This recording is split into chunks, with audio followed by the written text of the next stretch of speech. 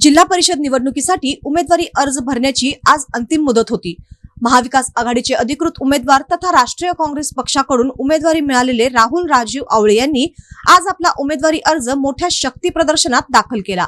अर्ज भरण्यापूर्वी राहुल आवळे यांनी रुई येथील ग्रामदैवत श्री हनुमान मंदिरात दर्शन घेऊन जिल्हा परिषदेसाठी अर्ज भरण्यासाठी हातकणंगले येथील तहसील कार्यालयाकडे प्रस्थान केले। यानंतर त्यांनी साजनी, मानगाव व आत्तिग्रे येथील ग्रामदैवतांचे दर्शन घेत मतदारसंघातील नागरिकांशी संवाद साधला।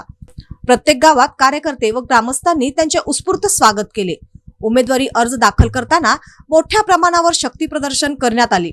यावेळी दुचाकी व चारचाकी वाहनांच्या ताफ्यातून महाविकास आघाडीचे पदाधिकारी, काँग्रेस पक्षाचे कार्यकर्ते तसेच समर्थक मोठ्या संख्येने सहभागी झाले होते।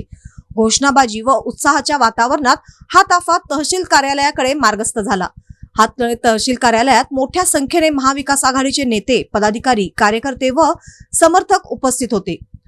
राहुल राजीव आवळे यांनी आपला उमेदवारी अर्ज निवडणूक अधिकाऱ्यांकडे अधिकृतरित्या सादर केला।